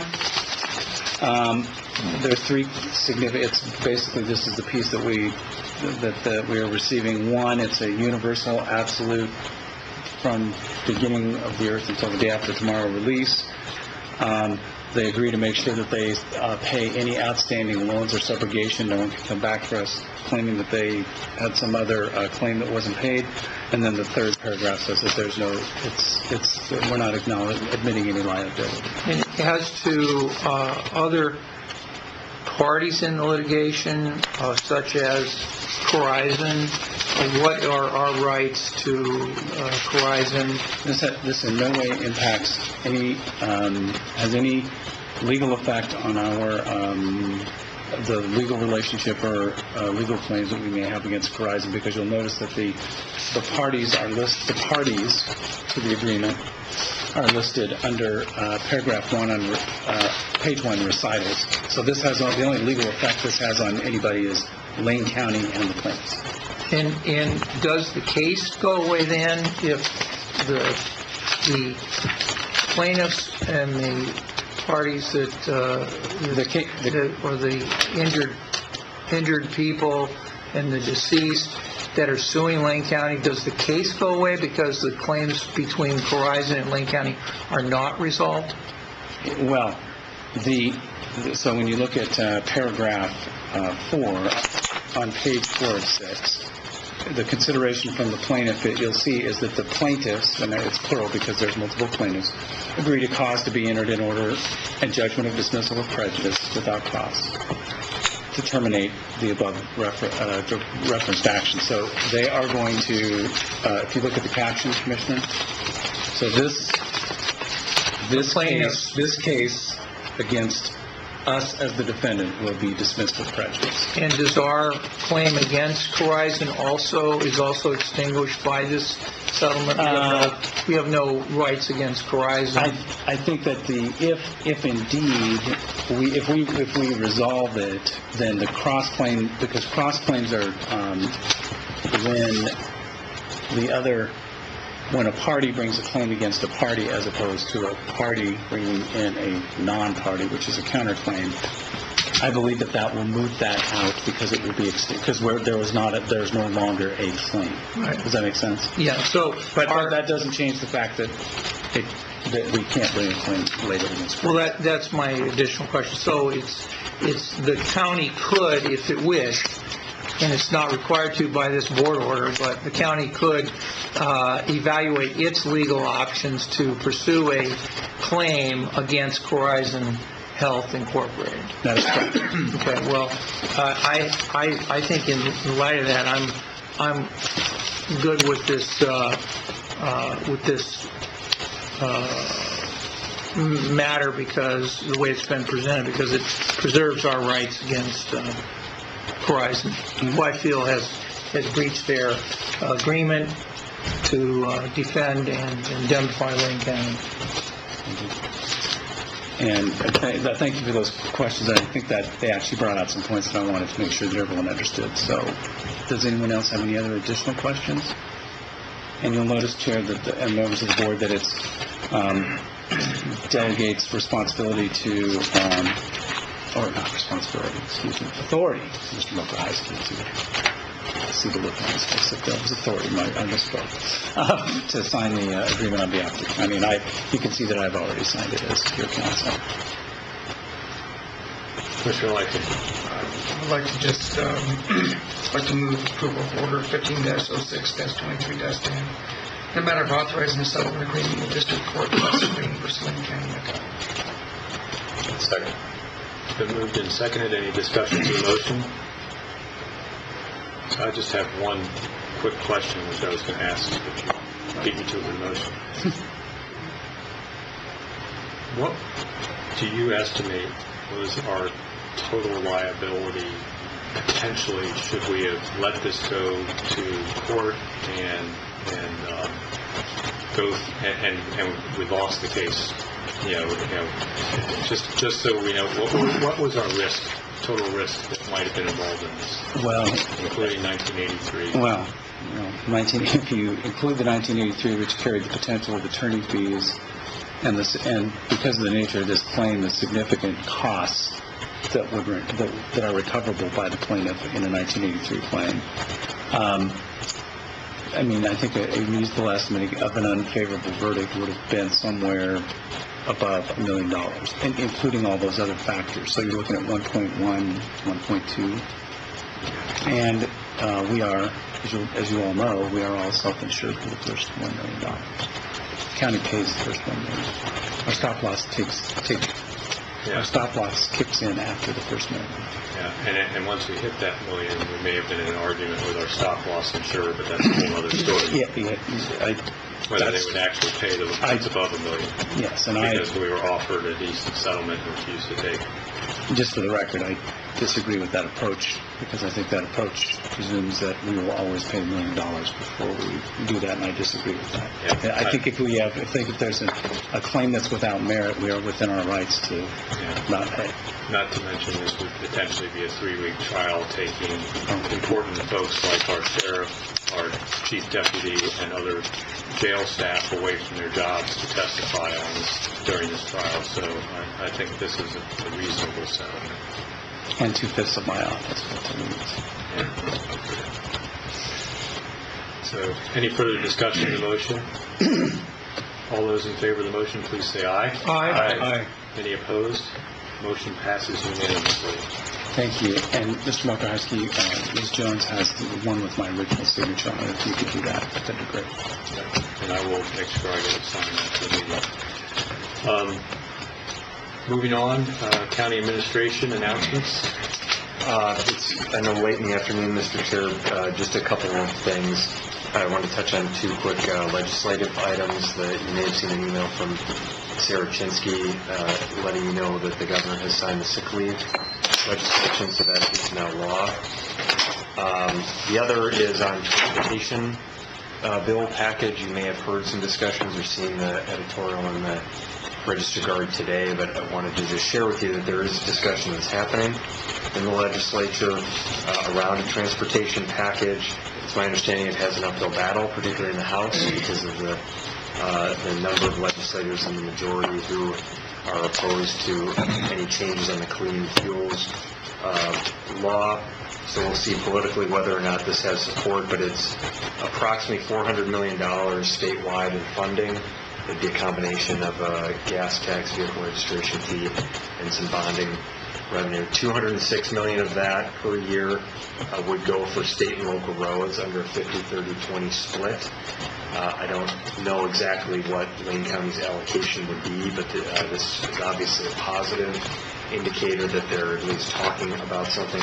Then I wanted to, there are a list of bonded projects, so there's just see how much in bond funds, and get exactly how much in total bond funds. But in Region 2 projects, there are 3 notable projects: $15 million for Highway 126 from Eugene to Florence, safety improvements, downtown Springfield improvements, and territorial highway safety improvements. So $15 million for Springfield downtown improvements, $20 million for territorial highway safety improvements.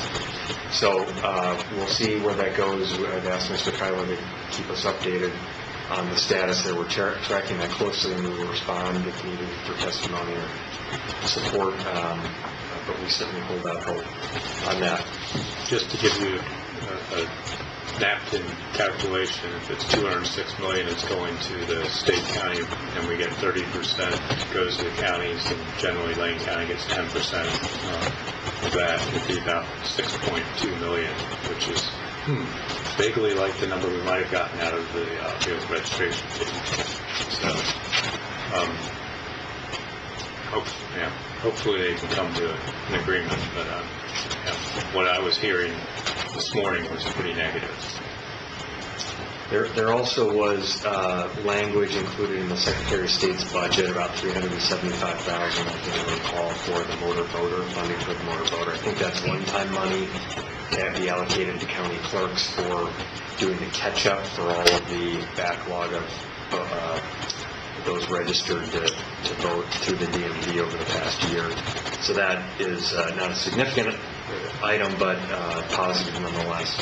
The last thing, Mr. Chair, I just wanted to note is that Anne Marie Levis, this is her last board meeting as our public information officer. She's been in contract with the county for not quite 2 years now. 2.5 years. Okay, time flies when you're having fun. And I mentioned this previously, but I really, publicly just want to give another thanks to Anne Marie and to Trevor Steele and their firm for the great work that they have done in the past year that I've been here. Their services have been invaluable. I trust Anne Marie incredibly, and I really appreciate the guidance and support and responsiveness, all the things that we've done in trying to open lines of communication and create transparency in this organization. She and her team have helped to shepherd that and bring those things forward. So the things you talked about earlier with access to information and engagement that we've done, the ballot measures, the 2 ballot measures that the county has gone through in the time that she's been here have been significant lifts. So I really, I appreciate your leadership and your support, and I am going to miss you, and we are all going to miss your contributions around here, but we're thankful that you're going to continue to do great work, and we will work with you in other capacities moving forward. Just another thank you.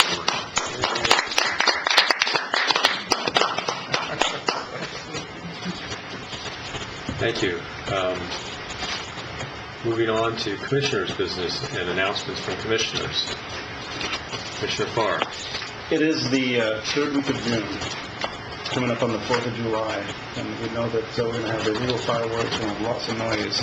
And I'd just like to, I've already started getting the emails following up on requests that were made last year as to how are we going to respond to legal fireworks, in particular after the 4th of July. So I don't have any recommendations at this point, Mr. Moultrie. I ask you that be prepared for the questions because they will come up. No significant action has been taken by the city or by the county since last year, and I don't have any means of addressing the noise, which is the main complaint. Occasional rockets landing on people's houses, but spent rockets landing on people's houses. But it's something that we're going to hear about, and I'm not asking for an agenda item regarding it unless it becomes pretty ripe in each one of our mailboxes. But we're going to. I'm personally going to need to have a response from people who are going to be emailing me. What are you doing? What are you doing? We asked about it last year. We asked about it the year before. What are you doing? Just while you're on that subject, recommend you go back and look over the staff report that was given to the board about what the legalities are relative to fireworks, the authorities we have as a county, and the authorities the state fire marshal's office has. Also, our ability to enforce is extremely limited with our patrol situation. But it really, I think, when it comes to the firework question, needs to be answered at the state level at this point, because we have so little authority to do much on the local level, other than control maybe the time period of sales and setting off a little bit. And even there, we're pretty limited. Yeah, very limited. So unified response is a couple of announcements I'd like to just add, or maybe a suggestion. In the past, Sheriff's Department's been able to receive grants from other state agencies to do additional, bring in some overtime pay for officers to implement, whether it's water resources rules or dunes rules or that. It might be worth seeing if the sheriff could inquire with the state fire marshal office to see if there's any grants available because really this activity, those in general, the fireworks that you're talking about are outlawed, and it requires the state fire marshal's permit to use those. Maybe there's a grant there or some money available to where the sheriff could bring out some additional patrols that evening and try to concentrate in areas that have been problematic in the past. Thank you. And if it's all right with you guys, I'll contact the sheriff to see if he has any thoughts on that. Yeah, I think they're already staffed up for DUI patrol 4th of July weekend. I think it is. I wanted to, a couple items. First, I wanted to report, first of all, thank you for allowing me to be absent last week, last board meeting. Appreciate the support for the items that we worked hard on and passed that are meaningful to my district. I've received thank yous from Oak Ridge and McKenzie District and others for economic dollars and stuff that so I appreciate that. Just wanted to report that down at Sparks, we had a National Forest Counties and Schools Coalition meeting of members. We had 28 members that were present.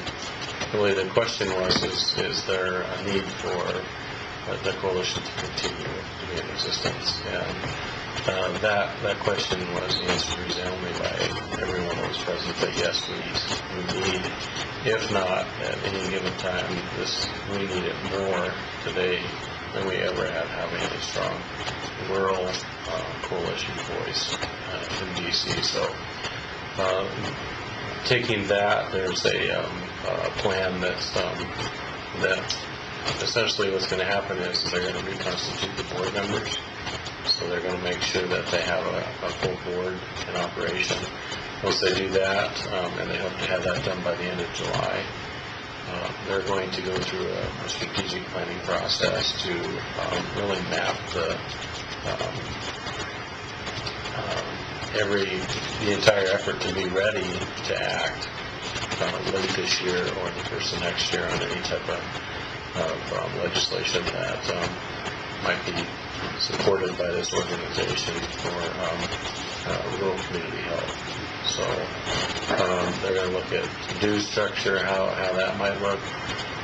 We have state organizations right now, I believe in Montana and Idaho, that are contributing resources, I think $25,000 apiece from their respective states. The National Education Association was present at the meeting, and they offered up actually financial support for the organization. Well, we, myself, Tim Josie, and Mark Davidson were present as commissioners, along with former Commissioner Doug Robertson and Laura Cleland from the Association of Counties, Oregon Counties. The message we gave was that we don't have at our discretion, because of budgeting process, we don't have resources to spend to contribute financially with a check. But what we did offer up is that each of our organizations have connections to lobbyists in D.C. that can track or notify us of that organization of any rural community bills that are moving. We also learned that Eric Schmidt is going to retire fairly soon at the Association of Oregon Counties, and we offered up through Laura Cleland. She was the one that actually said that it was possible that she could actually act as a part-time administrative person for the organization. So being able to communicate the message of what's going on in D.C. out to the members, also maybe draft action letters that could be sent out by the members.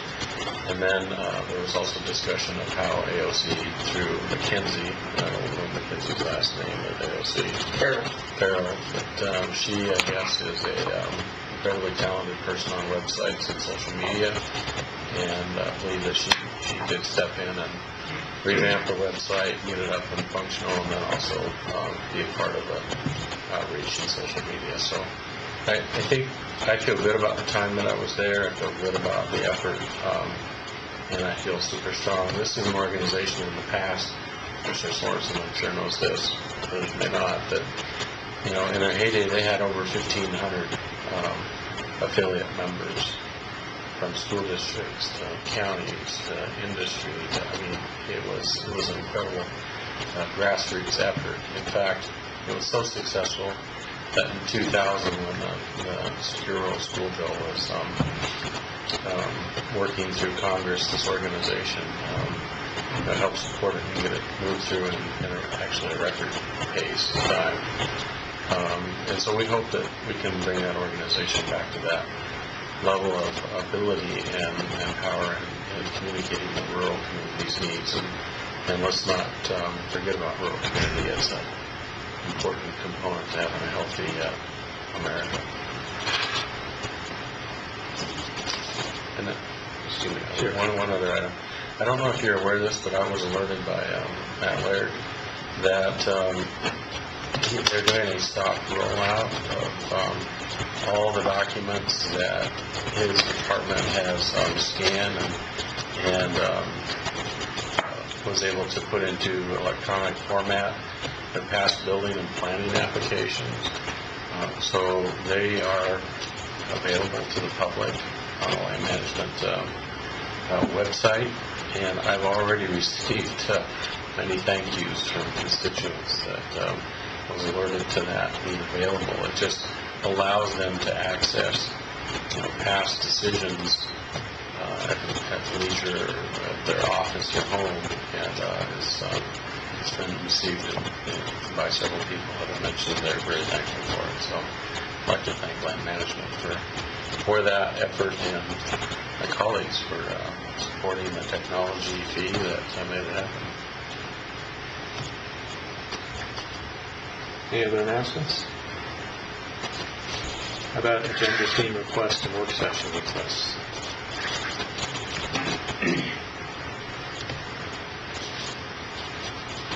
Seeing none, we'll move on to review of assignments.